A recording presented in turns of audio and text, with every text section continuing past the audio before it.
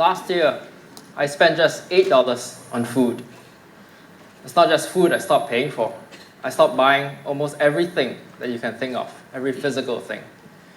If you were to exclude what I paid for mortgage and savings and insurance, which I haven't figured out how to get for free,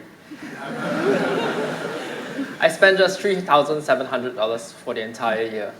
It works out to be about $300 a month. I've thought about reducing my expenses further to zero, but I do like my little luxuries in life, like water, internet, electricity on demand. Good morning, everyone. My name is Daniel, and I'm a Freegan. Freegans are people who spend very little money because we get almost everything for free. We do this by retrieving the things that other people throw away. We repair them, reuse them, or repurpose them for our needs. My introduction to Freeganism began with 3 simple projects. First, for my first project, I went to my neighbors to ask them to give me their leftover food. This could be food that they cooked too much and could not finish. This could be fresh fruits and vegetables and meat in their fridge which they bought too much of and they cannot finish before it spoils. Or it could be expired food that they have in the shelves or cupboards that they were going to throw away. I told my neighbors, don't throw away this food. If you have any of this food, please give it to me because I have a use for it. The response I got from my neighbors was pretty amazing. I started to receive a lot of food. And what my neighbors' reactions were even more amazing. They actually started to thank me for giving me food. They thanked me for helping them to reduce food waste. Through the sharing of food, we became closer. Before we started sharing food, I barely knew their names. I just knew roughly what they looked like. After we started sharing food, I got to know their names, their occupations, their children's names, their children's schools. I got to know what their hobbies are, what made them happy, what made them sad, what made them worried. We became friends. We became what neighbors are supposed to be. Over time, we worked out a simple system. Whenever they had leftover food, they would just hang it on my gate. And when I wake up in the morning, I open my door, I see food hanging there. You know, in Singapore, we have this strange concept where I'm not familiar with it, but I'm told that some people use it. They take out their mobile phone, they use an app, and they pay people to deliver food to their house. This is a strange concept to me because I get food the same way for free every single day.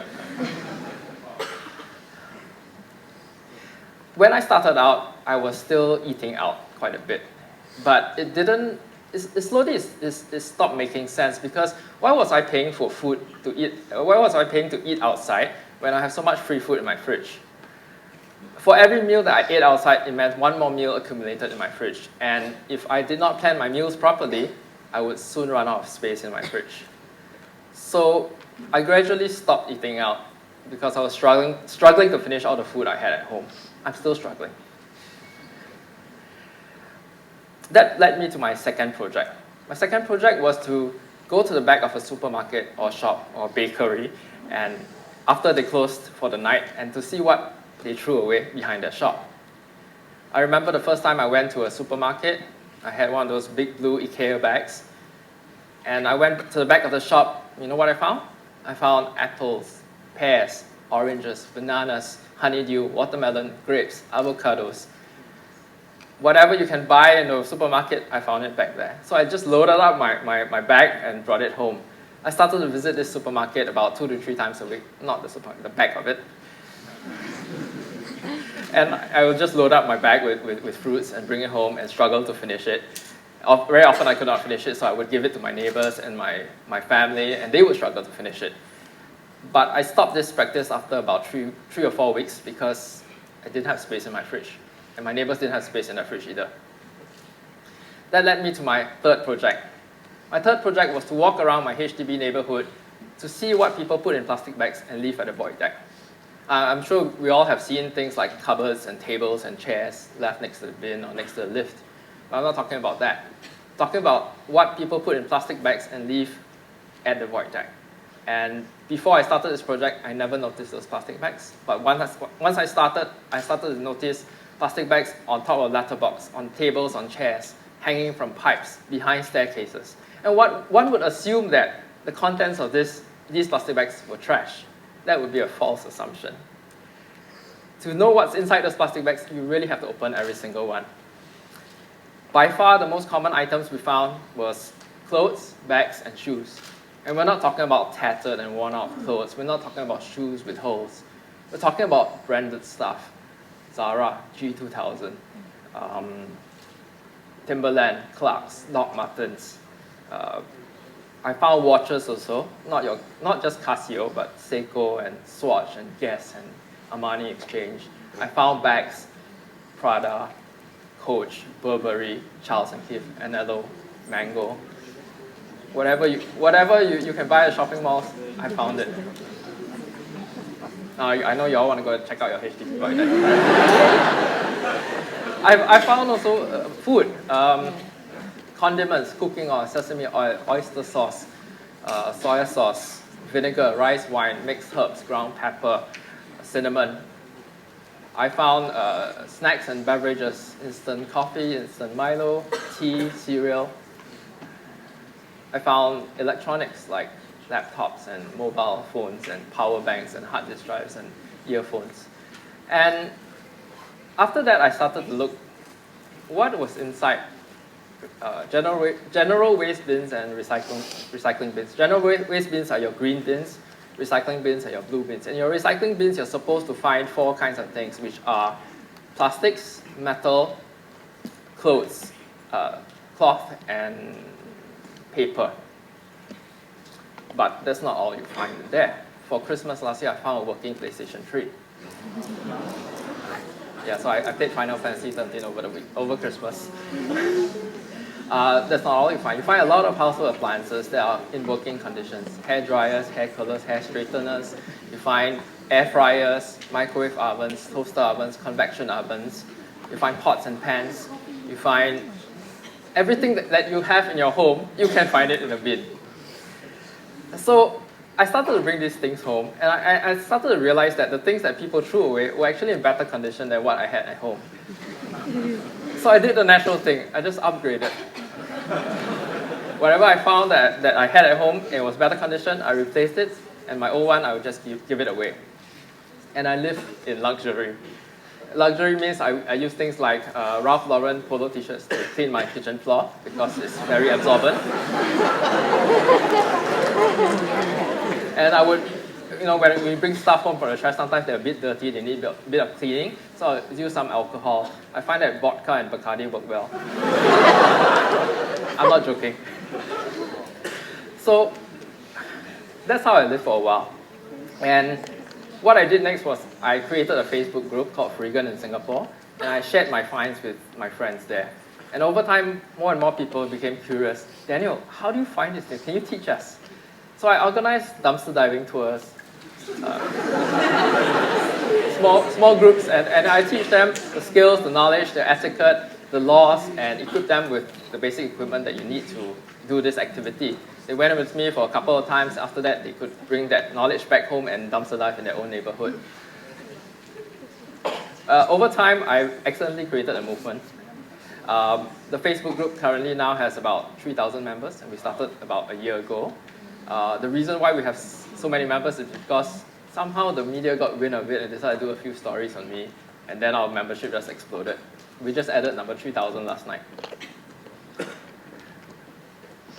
Over time, I came to notice that there were 2 kinds of Freegans. You have the people who are interested in merchandise, and you have the people who are interested in food.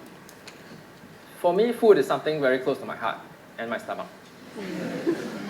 I became curious to know, where was all this food coming from? Why is there so much waste in Singapore? And I learned that food is first grown on farms, is imported to Singapore, is distributed through wholesalers, is sold by retailers, and it's bought by consumers. And at every stage of this food supply chain, tons of perfectly edible food is just thrown away. Case in point. The amount of food that we waste as a nation is insane. In 2016, we wasted 791,000 tons of food. And you know what's even more insane? What's even more insane is that on the one hand, you have people throwing away perfectly edible food every single day. And on the other hand, according to One Singapore, you have 1 in 10 Singaporeans who cannot afford food, clothing, shelter, and other basic essentials. That is insane. The problem is, how do you move the food from the people who are throwing it away to the people who can use it? First, you got to go to the people who are throwing away the food and convince them to donate the food instead of dumping it. Second, you got to go to the people who can use the food and convince them to receive free food instead of paying for it. And third, you need manpower and transport to move the food from the people who are throwing it away to the people who can use it. This is currently what I'm working on. On a weekly basis, my community moves about 2 to 3 tons of food from the people who are throwing it away to the people who can use it. The amount that they pay for it is a fraction of the cost they would incur if they had bought all that food. And every week we feed about 1,000 people. So what does getting free stuff have to do with happiness? Now, I'm not a religious person. I'm not a spiritual person either. I just happened to subsidize a couple of books about Buddha's teachings, so I decided to read it. And Buddha was quite an insightful person. 2,500 years ago, he identified 3 sources of unhappiness in our lives. He told us that if you remove this unhappiness in your life, then you become happy. So the first cause of unhappiness is that you want something, but you don't get it.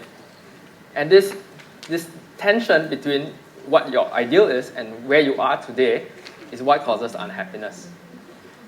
As a Freegan, I collect literally tons of stuff. And if I were to store it all at home, it would be very cluttered and would not be able to collect anymore. So I have to give it away. And I give away about 95% of what I collect. I found that the more I gave away, the less I wanted. So as I kept giving away things, my wants decreased, and eventually, today, I have everything I want and need. There's nothing I want that I cannot get. Therefore, I'm not unhappy because of that. The second cause of suffering is you don't want something, but you get it. In the course of giving away stuff, I have inadvertently given things to people that they don't want. And I have also received things that I don't want. To reduce this from happening, I spoke more to the people that I was giving to. I understood their needs and wants. I tried to match what I had with their needs and wants. Loosely speaking, this is called compassion. This is called loving kindness, where you help people to achieve what they need and want so that they can be happier. And for me, whenever I receive something that I don't want, I always knew somebody I could channel it to. So in that sense, I help to reduce both mine and the other person's tension between what they don't want and what they get. The third cause of unhappiness is when you have a certain set of beliefs and you have reality, and there's this discrepancy. When beliefs or idealism meets reality, reality wins every single time. And because of that, a lot of people are unhappy because their ideals and their beliefs simply don't conform to reality. And that's why they're unhappy. Let me share with you just 3 things I used to believe in that are not reality. The first thing that I used to believe in is that if you have more money, you can get more things. That's not true. False. This bread, this is about 100 buns. I collect about 100 buns every day. In the past 30 days, I've collected and given out about 3,000 buns. You try doing that with money. So the purpose of money is not simply not to get you more things. Actually, the purpose of money is to lessen the number of things you can get. Because if you have money, I don't think you would buy 3,000 buns. But if you don't use money, you can get 3,000 buns. And I'm not the only one who does this in Singapore. There are like 3 or 4 others who does this, set up bread collection points near their house and distribute it to the community. The second belief that I had was that as a financial planner, I believe that to retire in Singapore, you need at least 1,500 a month to survive, to be reasonably happy. Again, false. In my Freegan journey, I've met people in Singapore who are retired in their 40s, spending just $100 a month, and they are completely happy. You've never met happier people before. The third belief that I used to have is that money buys happiness. Again, false. Money doesn't buy happiness. Money buys convenience. Money allows you to buy what you want at the point of time that you need it in the quantity you want. If you don't use money, you can still get what you want, maybe not at the right time, and definitely not in the quantity that you want. You don't get 1, you get 100. You don't get 500 grams of cucumbers, you get 40 kilograms of cucumbers. So yeah, and you don't get one PlayStation Portable, you get 5. It's like, I only got 2 hands. So you have to give it away. I'm not a generous person because I buy things to give away. No. If you buy things to give away, generosity is very expensive. But if you get things for free, then it becomes very easy to be generous, and you have to be, because then if not, then you can't get any more stuff. Your house will be too cluttered. So, how to be happy? First thing is to understand the 3 principles that I shared with you. And you have to realize that there's a price to convenience in using money. The price is that we spend decades of our life working hard in a job to earn money to feed our addiction to convenience. Just think about it. If you didn't have to spend money, would you need to have a job? If you didn't have a job, well, what else could you do with your time? You could be going around giving TED Talks. So to wrap up today, I'd just like to share with you, or rather to challenge you to try this out. Freeganism isn't for everybody, but if what I've said today makes sense to you, then I invite you to take on 3 simple projects. Number 1, go and talk to your neighbors, ask them for their leftover food. Number 2, go to the back of supermarkets, shops, or bakeries, and after they close for the night, and see what they throw away. You don't have to take it, just to see it. And number 3,